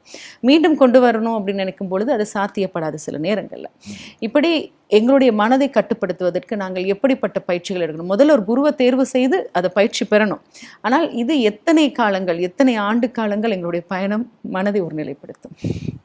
திரும்பவும் நீங்கள் அளவுங்கிற ரீதியாக கேட்டிங்கன்னா எனக்கு சொல்ல தெரில. ஏன்னா ஒவ்வொருத்தருடைய உள்ளார்ந்த உயரத்தை பொறுத்து ஒருத்தர் வந்து 6 மாதத்தில் கற்றுக்குவார், ஒருத்தர் 6 வருஷத்தில் கற்றுக்குவார், ஒருத்தங்க கூடவே இருப்பாங்க, கற்றுக்க முடியாது 12 வருஷம் ஆனாலும். இது வந்து கால கிரமத்தை வச்சு முடிவு பண்ணுவது அல்ல, அந்த நபருடைய தீவிரத்தை பொறுத்து முடிவு பண்ணுவது. கவனம்தான் ஒரே சொத்துங்கிறார் விவேகானந்தர். ஒட்டுமொத்த ஆன்மீகத்தையும் ஒரு சொல்லில் அடக்கணும்னா கவனம்தான் அப்படின்னு விவேகானந்தர் சொல்கிறார். அந்த கவனத்தை நீங்கள் கற்றுக்கொண்டே ஆக வேண்டும். நிறைய காலகட்டங்களில் நிறைய வர்ற மனிதர்கள் சொல்லுகிற ஒரு பதில் என்னென்னா, என்னால் கவனம் செலுத்த முடியலங்கிற ஒன்று தான் இருக்குது. எல்லா தோல்விக்கு பின்னாடியும் கவனமின்மை தான் உட்கார்ந்துருக்கு. ஒரு விபத்துக்கு பின்னாடி கவனமின்மை இருக்கிறது. ஒரு மருத்துவ தோல்விக்கு பின்னாடி கவனமின்மை இருந்திருக்கும். எல்லா அந்த நோயாளிக்கும் கவனமின்மை காரணமாக இருந்திருக்கும். இப்படி கவனமின்மை தான் உலகத்தையே தொந்தரவுக்குள்ள ஆக்குதுன்னு நான் பார்க்குறேன். இந்த கவனத்தை வார்த்தை எடுக்கிறது, எந்த ஒரு செயலை நீங்கள் திறமையாக செய்கிறதுக்கும் சில காலம் பயிற்சியை நீங்கள் பெறுறீங்க. அந்த பயிற்சிங்கிறது வெறுமனே காலம் சார்ந்த பயிற்சி அல்ல. உங்கள் முனைப்பு எவ்வளோ இருக்குது, நீங்கள் எவ்வளோ அதை வந்து தேவைன்னு உணர்ந்து தீவிரத்தோடு போய் நிற்கிறீங்க, என்ன சூழ்நிலை வந்தாலும் அதை எப்படி விடாமல் கைக்கொள்கிறீங்கிறது இருக்குங்கிறது போலவே கவனத்திற்குரிய பயிற்சியையும் முறையான ஆசிரியரிடம் முறையான பாடங்களாக கால நேரத்தையே கண்டுகொள்ளாமல் நீங்கள் பயிற்சி செய்யணும். பதஞ்சலி வந்து தீர்க்க காலம்னு ஒரு சொல்ல பயன்படுத்துகிறார். தீர்க்க காலம்னா டைமை பற்றின அக்கறையே கொள்ள போவதில்லை. எட்டர்னல். உட்கார்ந்தேன்னா நான் செத்தாலும் பரவாயில்ல, நான் இதை அடையாமல் எந்திரிக்க மாட்டேன்னு காலத்தை, ஏன்னா மனம் காலவயப்பட்டு இயங்கக்கூடியது. நீங்கள் மனதை தாண்டணும்னா காலத்தை தாண்டணும். ஸோ அப்போ நான் கருதும் போதே I don't care about the time, I must do இட்டுங்கிற இடத்துல உட்காரணும். அந்த தீவிரம் வரும்போது உங்களுக்கு நடக்க ஆரம்பிச்சு. கண்டிப்பாக நிறைய விடயங்கள் ஆன்மீக ரீதியாக நாங்கள் பயணத்தை மேற்கொள்ளும் பொழுது சில ஆலயங்களில் தான் எங்களுடைய இறைவனை நாங்கள் தேடணும் அப்படின்ற சில விதிமுறைகள், சில பரிகாரங்கள் சொல்லப்படுது. இன்றைக்கி நாங்கள் நிறைய பேரை பார்க்குறோம், இந்த ஆலயத்துக்கு போனீங்கன்னா உங்களுடைய வாழ்க்கையில் வந்து வசந்தம் கிடைக்கும், இதுக்கு போனீங்கன்னா உங்களுடைய தோஷங்கள் அப்படி நிவர்த்தி ஆகும் அப்படின்லாம் சொல்கிறாங்க. ஆனால் சிலர் வந்து பரிகாரங்கள் செய்கிறாங்க, ஆனால் அதற்கு அவர்களுக்கு சரியான பலனோ அல்லது அதற்கு சரியான நிவர்த்தனமோ கிடைப்பது கிடையாது. அப்போது இது சொல்கிறவங்க வந்து பிழையாக சொல்கிறாங்களா, இதை பண்ணுறவங்க சரியாக பண்ணலையா? ஒரு நகைச்சுவை போன வாரம் பார்த்தேன். ஒருத்தர் வந்து ஒரு ஜோதிடர்கிட்ட வந்து கேட்பார், இவ்வளோ பிரச்சனையாப்பா உனக்கு, ஒரே ஒரு பரிகாரம்ப்பா, இதை செய் நீ சரியாயிருவார், சொல்லுங்க என்ன பரிகாரம் அப்படின்னு சொல்லிட்டு திருவண்ணாமலை கோயிலுக்கு போய் 9 நாள் தங்கிடு அப்படின்னு சொல்லுவார். அந்த கேட்டவர் வந்து அப்படியே கொஞ்சம் முறைச்சி பார்ப்பார். என்ன அப்படின்னா, ஊரே திருவண்ணாமலை தாங்க அப்படின்னு சொல்லுவார். அப்போ என்னன்னா, இது திருவண்ணாமலையில் இருக்கிறவருக்கு சிக்கல் வராதுன்னோ, அல்ல இங்கிருந்து ஒருத்தர் திருவண்ணாமலைக்கு போயிட்டா சிரமம் தீந்துடணும் அல்ல. பரிகாரங்களை நான் வந்து குறைச்சி மதிப்பிடவும் இல்லை. பரிகாரம் செய்விப்பவர் அவருக்கு வாக்கு சித்தின்னு ஒன்று வேணும். அந்த மாதிரி தூய்மையான நோக்கத்தோடு வைதீக கர்மங்கள் மூலமாக தலையெழுத்தை மாற்றும் வல்லபத்தை அவர் பெற்றிருக்கணும். செய்து வைப்பவர் அவர் எந்த கோயிலை சேர்ந்தவராக இருந்தாலும் எந்த ஊரை சேர்ந்தவராக இருந்தாலும் அவருடைய இன்டெகிரிட்டி பிளேஸ் மேஜர் ரோல். அடுத்து இவன் போகிறான் பார்த்தீங்களா, இவன் வந்து எவ்வளவு அதன் மீது நம்பிக்கை கொண்டுள்ளான், எவ்வளவு உள்ள தெளிவோடு அதை அணுகிறான், அவனுக்கு அவனுடைய காலம் எவ்வளவு அதை கூட்டுவிக்குதுங்கிறத பொறுத்து அவனுக்கு வந்து பரிகாரம் நிறைவேறுகிறது. இதெல்லாம் தாண்டி உங்களுக்குள்ள கவனத்தை அதிகரிக்க செய்வதற்காகத்தான் வாழ்க்கையில் துன்பம் வருது.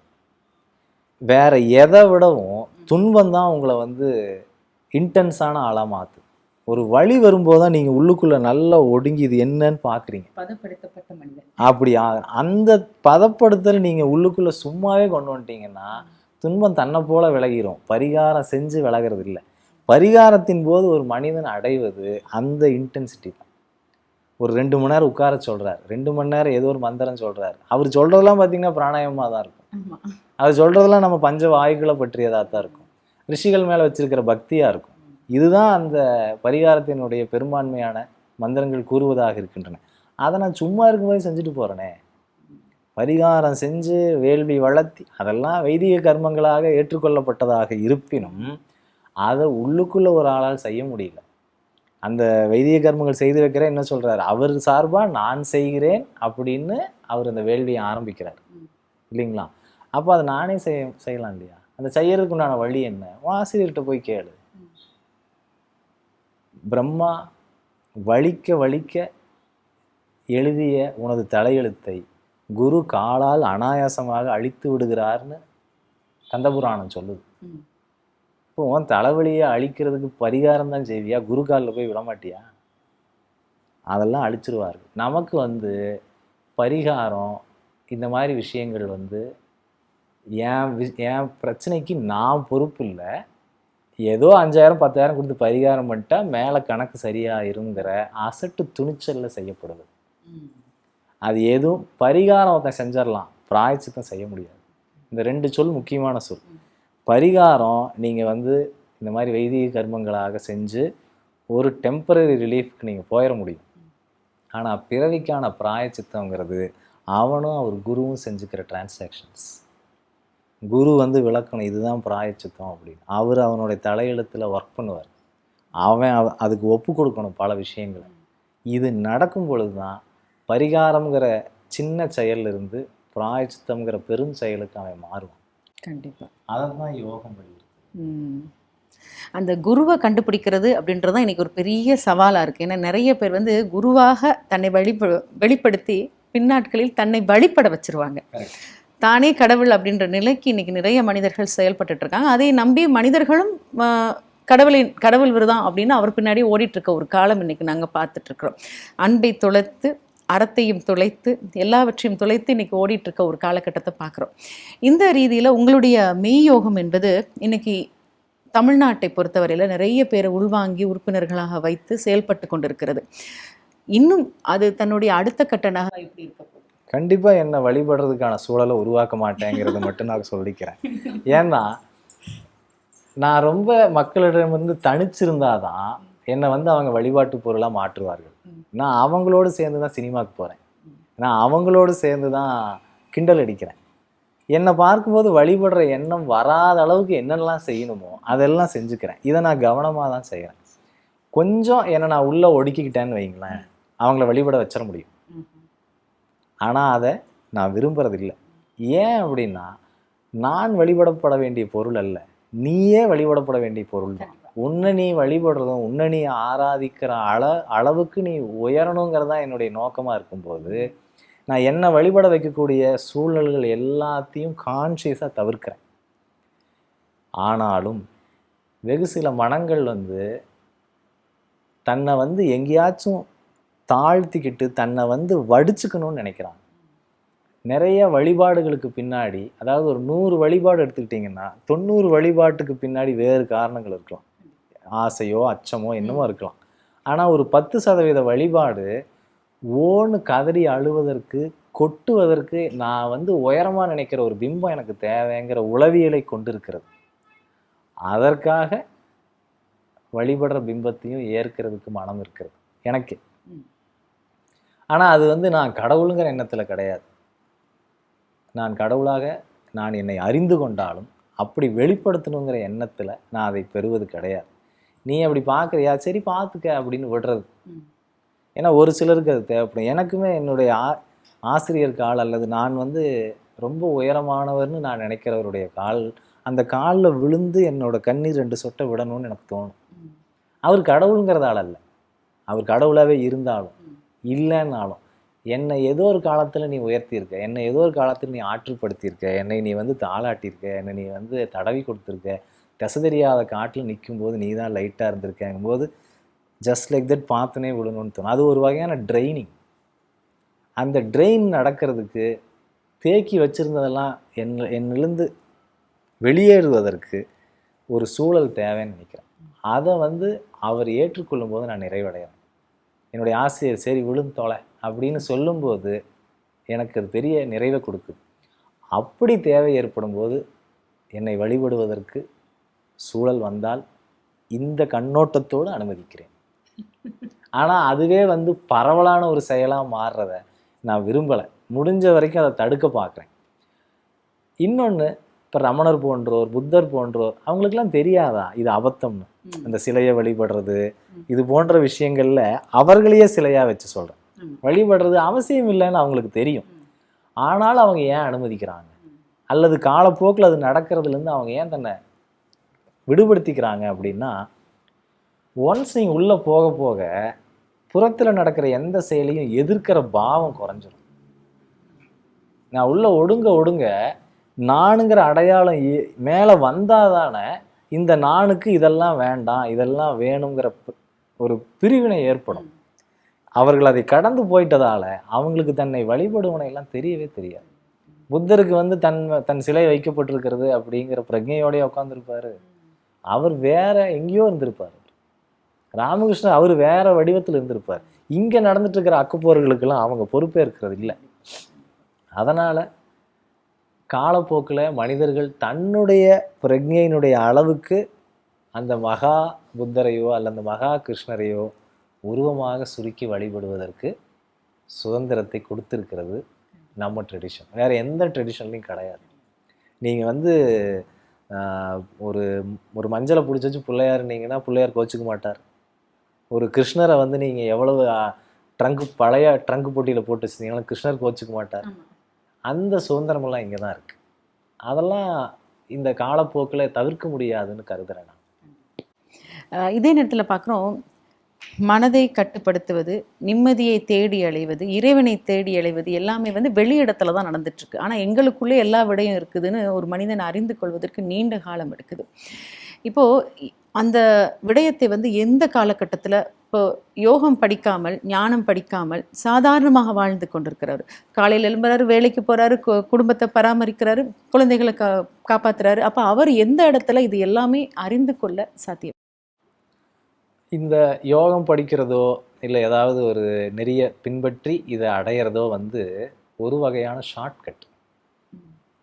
நீங்கள் வந்து இயல்பாக நடந்துகிட்டே போனீங்கன்னா ஒரு 10 மணி நேரத்தில் இந்த இலக்கை அடைஞ்சிருவீங்கிறதுல ஒரு தெளிவான தீர்மானம் இருக்கிறது. அதன்படி எல்லாரும் கண்ணை மூடிட்டு நடந்தால் கூட 10 மணி நேரத்தில் அந்த இலக்கை அடைஞ்சிருவாங்க.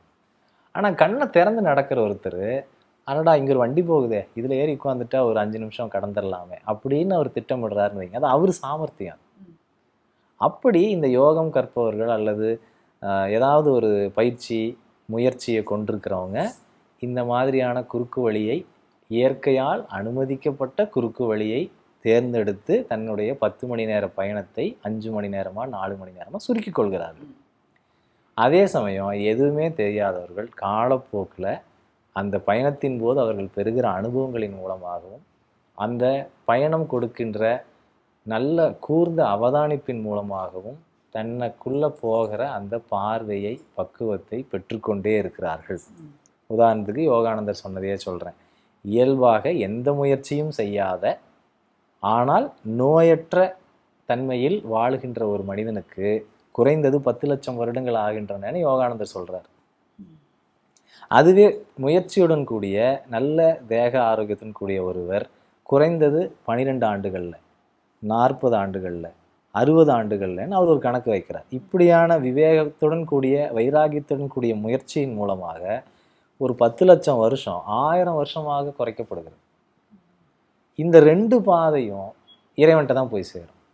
அப்போ இறைவன் எவ்வளவு பெரியவன்னா, அவனை விட்டு நீங்கள் எங்கேயுமே போக முடியாதுங்கிற அளவுக்கு பெரியவன். நீ பயிற்சி செஞ்சாலும் சரி, செய்யலைனாலும் சரி. ஆனால் நீ சுமையோட சுற்றிட்டு இருக்கக்கூடாது அப்படிங்கிறதுக்காக தான் பாதைகள் வகுக்கப்படுகின்றன, பயிற்சிகள் வகுக்கப்படுகின்றன. கண்டிப்பாக. இப்போ வந்து இது வந்து ஒரு பெரிய கடல். யோகம், ஞானம் எல்லாமே ஆன்மீகம் என்பது ஒரு பெரிய கடல். இது நாங்கள் ஒரு குறிப்பிட்ட நேரத்தில் பேசி முடித்து யாருக்குமே வந்து தெளிவான ஒரு அறிவையோ அல்லது தெளிவான ஒரு வழியோ காட்ட முடியாது இல்லையா? இப்போ வந்து இந்த உங்கள் கூட இணைந்து கொண்ட உங்களுடைய குழந்தைகள் சொல்கிற உங்களுடைய மாணவர்கள் அப்படின்னு வைத்துக்கொள்ளலாம், அல்லது நிகழ்ச்சியை பார்த்துட்டு இருக்க யாராக இருந்தாலும் அவர்களும் உங்களுடைய குழந்தைகள் தான். ஒரு அன்னையாக இருந்து, ஒரு தந்தையாக இருந்து எப்படி அவங்களுக்கு ஒரு வழிகாட்டலாக இந்த மெய்யோகத்தை கொண்டு சேர்க்க? அதை தான் தினமும் செஞ்சுக்கிட்டு இருக்கேன். இதை தாண்டி செய்கிறதுன்னா காலம் எப்படி செலுத்துதுங்கிறது பற்றின எனக்கு திட்டம் இல்லை.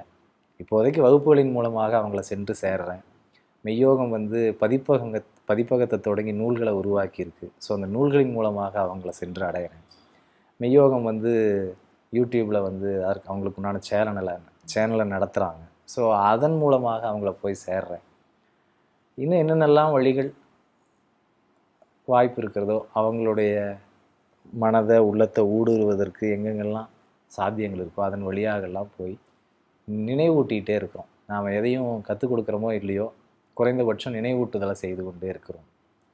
கண்டிப்பாக. அதாவது உங்களுடைய வாழ்நாளில் உங்களுக்கு கிடைத்த காலங்களின் ஊடாக நீங்கள் பெற்ற நிறைய ஆற்றல்களை அவங்கக்கிட்ட நீங்கள் பகிர்ந்துக்கிறீங்க. அது நேரடியாகவும் இருக்கலாம், அல்லது நூல்கள் வடிவமாக கூட இருக்கலாம். நிறைய புத்தகங்கள், நிறைய ஆக்கங்கள் நீங்கள் எழுதி கொடுத்துருக்கீங்க. இது வந்து சரியான ரீதியில் விழிப்புணர்ச்சியோட வந்து எல்லாருக்கிட்டையும் போய் சேர்ந்ததா அப்படின்னு கூட பார்க்கணும். ஏன்னா நிறைய பேர் வந்து இன்றைக்கி வந்து நூலகங்களுக்கு செல்வதில்லை, நூல்களை தேடுவதும் கிடையாது. இன்றைக்கி அப்படி தான் ஒரு காலம் நாங்கள் பார்த்துட்ருக்குறோம். பொதுவாக வந்து இன்றைக்கி இருக்க இந்த சமுதாயம், ஏன்னா இன்றைய சமுதாயம் தான் நாளைக்கு ரொம்ப முக்கியமான பங்கை வகிக்க போகிறாங்க. அவங்களுக்கு ஒரு தெளிவான விளக்கத்தை இந்த நேர்காணலினோட கண்டிப்பாக நீங்கள் பதிவு செய்யணும். என்ன மாதிரியான என்ன மாதிரி விளக்கம்னா, வாழ்க்கைனா என்ன? அது ஒரு சாதாரணமான விடயம். அவங்க நிறைய பதில் சொல்லுவாங்க, வாழ்க்கைனா இப்படி தான் இருக்கணும், இப்படி தான் இருக்கணும். ஆனால் உங்களுடைய பார்வையில் வாழ்க்கைனா என்ன அவங்களுக்கு சொல்லிடுது? வாழ்க்கைங்கிறது நீங்கள் உங்களை அடையாளம் கண்டுக்கிறதுக்கான ஒரு மிகப்பெரிய வாய்ப்பு. இந்த வாய்ப்பை நீங்கள் பெறுவதை தவிர்த்து உங்களுக்கு வேறு வாய்ப்புகளே இல்லை. நீங்கள் இதை தவிர்த்துட்டு வேறு எங்கே போனீங்கன்னாலும் வேறு எதையும் செய்கிறதுக்கு உங்களுக்கு முடியவே முடியாது அப்படிங்கிற செய்தியை ஆழமாக சொல்லிக்கிறேன் நான். நீங்கள் 1000 வேலைகளை வெளியே செஞ்சுக்கிட்டே இருக்கலாம். அதன் மூலமாக நீங்கள் பெறுகின்ற ஒவ்வொரு உயர்வும் ஒவ்வொரு பக்குவமும் உங்களை நோக்கி செலுத்தி கொண்டே இருக்கும். தன்னை அறிதலை தவிர்த்து வேறு வாய்ப்புகளை இந்த வாழ்க்கையிலிருந்து நீங்கள் பெறப்போவதே இல்லை என்பதை மட்டும் சொல்லிக்கொள்கிறேன். கண்டிப்பாக இறைவன் எல்லா உயிர்களிடத்திலும் பொதுவாக அன்பு செலுத்தணும் அப்படின்னு ஆசைப்படுறாங்க. அந்த அன்பை எல்லாரிடத்திலும் நாங்கள் பகிர்ந்து கொண்டு அவருடைய இதயத்தில் காலம் முழுவதும் கைதியாக இருப்பதற்கும் தயார் அப்படின்னு இறைவனுக்கே எல்லாத்தையும் எழுதி கொடுத்துடலாம் அப்படின்ற விடயத்தையும் சொல்லி ரொம்ப அழகாக நிறைய விடயங்கள் பேசுனீங்க. கண்டிப்பாக இது ஒரு பாக்கியமாக தான் நான் கருதுறேன். ஏன்னா எனக்குள் இருக்கும் ஒரு ஞானம், இப்போ நான் நிறைய விஷயத்தை நான் கற்றுக்கொண்டேன் அப்படின்னு சொல்கிறத விட உங்களிடமிருந்து பெற்றுக்கொள்ளும் விடயங்கள் நிறைய இருக்குது அப்படின்னு சொன்னோம். இந்த வகையில் உங்களுடன் இணைந்து கொண்டதற்கு மெய்யோகத்தினுடைய ஸ்தாபகராக இருக்கும் ரகுராம் அவர்களுக்கு நான் இந்த வேளையில் ரொம்ப நன்றி சொல்லிக்கொள்கிறேன் ஐயா. எனக்கும் ரொம்ப சந்தோஷங்கம்மா. ஒரு சரியான கேள்வி ரொம்ப சிறந்த பதில்களை கொண்டு வரும். ஒரு சிறந்த பதில் இனி எழப்போகிற பல கேள்விகளை அணைச்சி வச்சிரும். ஸோ அது மாதிரியான ஒரு நேர்காணலாக இது அமைந்தது. எனக்கும் ரொம்ப மகிழ்ச்சி. உங்களுக்கு நன்றி.